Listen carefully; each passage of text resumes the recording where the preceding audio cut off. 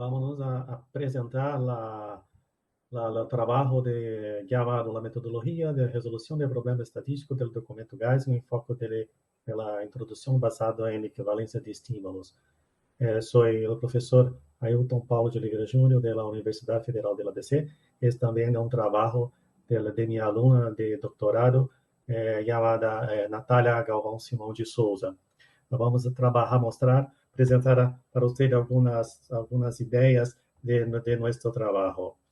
Este trabalho, algumas ideias,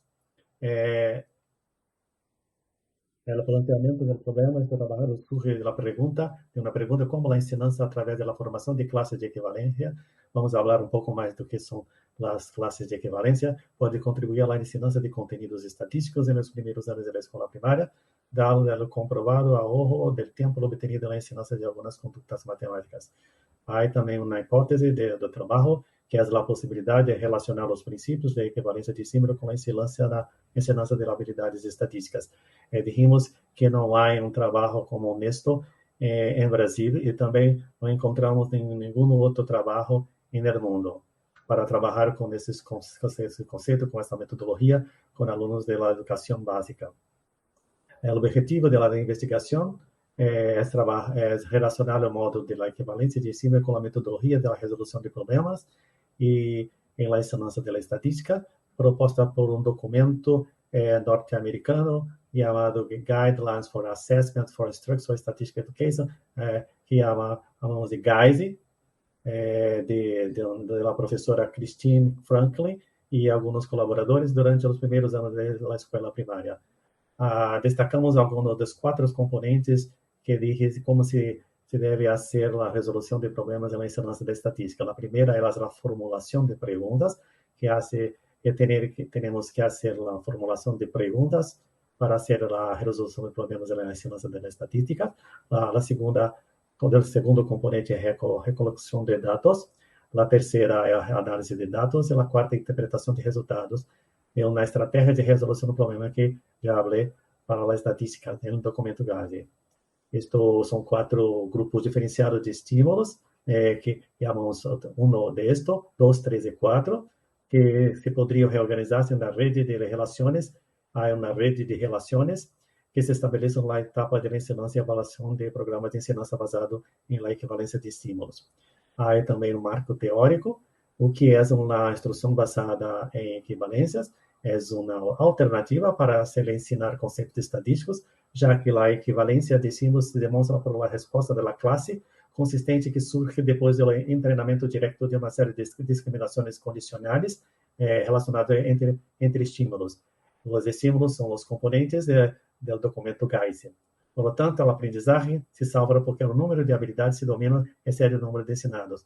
Vamos apresentar para você algumas relações de classes, de estímulos, que vamos trabalhar, e outras que tenhamos uma ideia que se pode aprender se a partir de algumas das relações. Assim, é o criador da teoria, da metodologia, exemplifica o procedimento de emparejamento por la muestra, que apresentaremos na figura 1, que como se é possível verificar o encontro de palavras. Acá, os primeiros trabalhos que se fizeram foi com as relações de palavras para fazer a compreensão de uma língua. Acá são palavras em inglês, mas podemos também trabalhar com palavras em espanhol ou palavras em português. CAR é o modelo estímulo e ao redor há 8 fichas que vamos apresentar para você como estímulo de comparação. Acá temos um exemplo do procedimento para se ensinar a ler como lo dijo. Acá a primeira ideia é poner a palavra car, que é a palavra em inglês, e acá algumas figuras, pero temos várias figuras que não são referências à palavra car. Acá temos esta é a figura que se associa à palavra car. Acá temos a figura da palavra car, e acá as palavras que se associam, acá existe uma palavra, acá os estímulos, que são figuras, acá temos uma figura, e os estímulos, que são as palavras. A conjunção de esta actividad y esta actividad hace una relación de la palabra con la figura. Acá tengamos também alguns pesquisadores brasileiros que dizem que a metodologia dos estudos de equivalência de suma involucra, portanto, conjuntos de relações condicionais. Há relações condicionais que vamos apresentar para vocês para a ensinança da estatística, entrenadas diretamente com sequências diferenciais por eleições corretas ou incorretas, e logo a aplicação de provas para se verificar o surgimento de novas relações condicionais. Como falamos, primeiro, há algumas relações iniciais e se pode verificar ou não se há o surgimento de novas relações.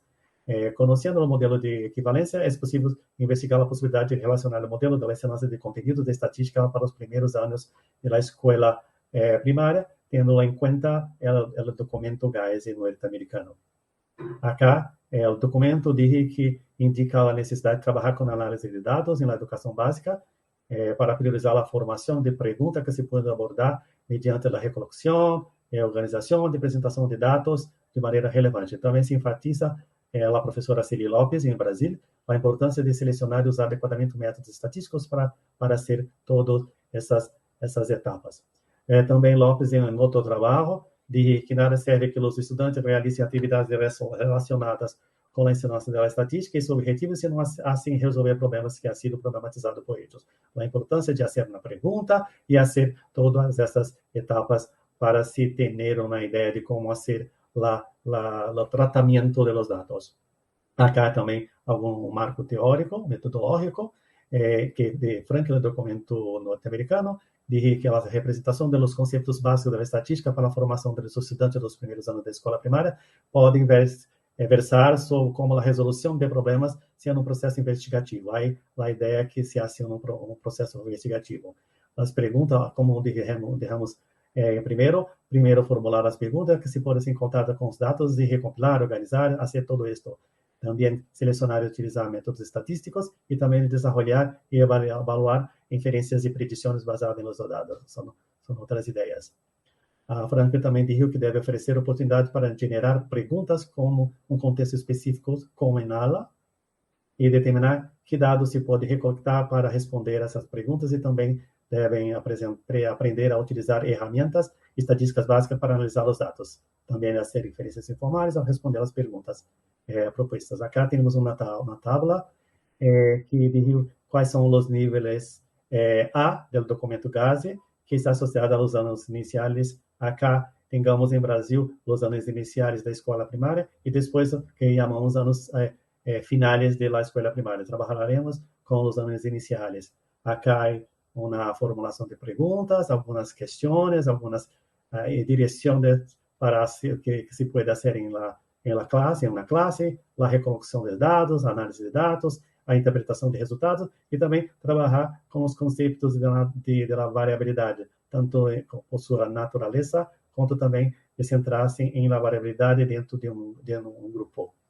Acá algumas discussões dos resultados. Não vou falar muito sobre isso, vou apresentar para vocês, quais são as relações que pensamos para ser um trabalho com os conceitos estatísticos para os primeiros anos da escola primária em Brasil, trabalhando com os 4 componentes do documento GAES. Acá, então, criamos esta tábua com os decímeros que damos trabalhar. A primeira são 4 decímeros, como dijimos. O primeiro estímulo é fazer perguntas, ou seja, aclarar o problema e assim uma ou mais perguntas que se pode responder com dados, a informação. O segundo estímulo, o estímulo B, recompile dados, haga um plano adequado e utilize o plano para recompilar os dados. O outro é a análise dos dados, que se considera como organizar e representar os dados, seleciona métodos gráficos ou numéricos apropriados e utiliza esses métodos para analisar os dados. E depois, interpretar os resultados. Como se interpreta e analisa e reporta a interpretação de acordo com a pergunta inicial, com a primeira pergunta e o desencadeamento do problema. Acá, o estímulo A consiste em uma pergunta relacionada com o tema de interesse. O estímulo B representa um conjunto de dados brutos recoletados. O estímulo C em la representação gráfica que segue uma recolocação de dados acá. E também um estímulo D é a possível interpretação no final de um trabalho de investigação que se hace uma resposta à pergunta inicial. Acá temos un esquema de la representación de las relaciones que se enseñan, las que solo se evalúan. Las fechas continuas son las relaciones que se enseñan y las fechas descontinuas son aquellas que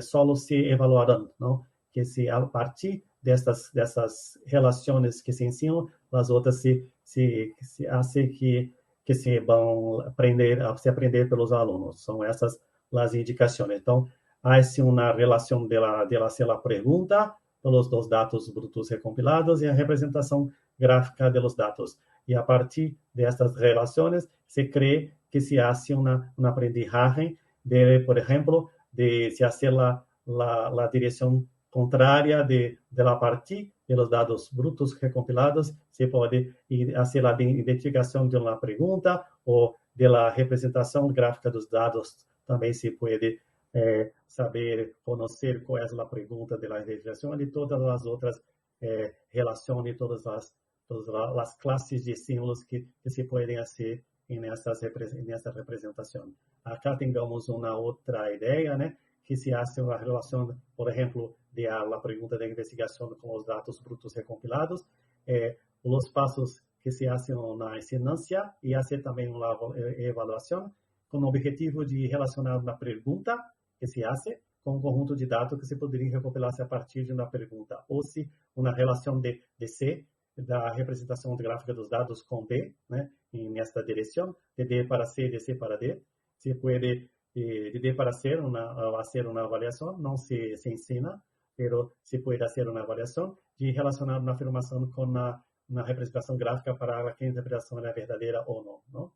E acá algumas conclusões que partindo do documento Grice de Christine Franklin, que se afirma que a formulação da pergunta de investigação requer uma primeira compreensão da variabilidade dos dados. Essa é uma questão importante deste documento, já que não todas as perguntas se consideram perguntas estatísticas. Por exemplo, a pergunta quanto mido, né? Se responderá com uma só resposta. Essa não é uma pergunta estatística.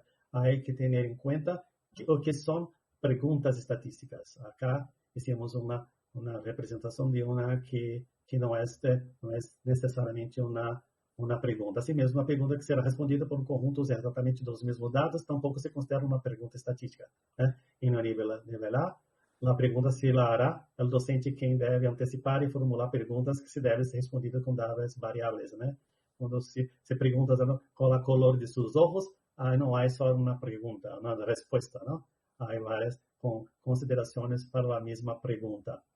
Acá também, em la etapa de reconexão de dados, se enfatiza que os métodos de recolecção de dados devem permitir ressaltar e reconhecer as diferenças, né? Acá também a consideração da variabilidade, que permita aos estudantes compreender este conceito natural de um indivíduo a outro, né? A diferença natural de indivíduos, por exemplo, a color de ojos de um ninho é diferente da color de ojo de outro ninho, né?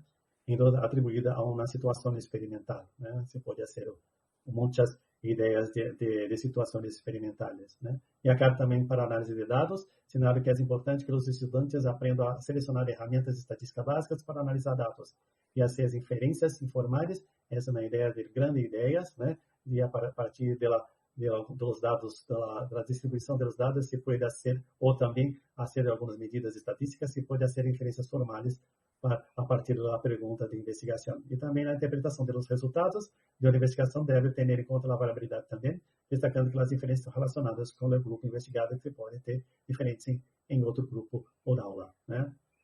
Acá, uma das últimas ideias, esperamos contribuir à produção de estudos que se relacionam à ensinança da estatística em la educação básica, acá para a educação infantil, né? A primeira formação para a estadística, e também atrair a análise do comportamento da psicologia, né? A equivalência de estímulos, a metodologia da psicologia em Brasil ou em mundo, se quer fazer isto em outros países, através da equivalência de estímulo, promovendo assim investigações que considerem metodologias promissórias e aún pouco exploradas que aportem importantes contribuições ao processo de aprendizagem da educação básica para os estudantes. Muitas graças, é isso. Muito gosto.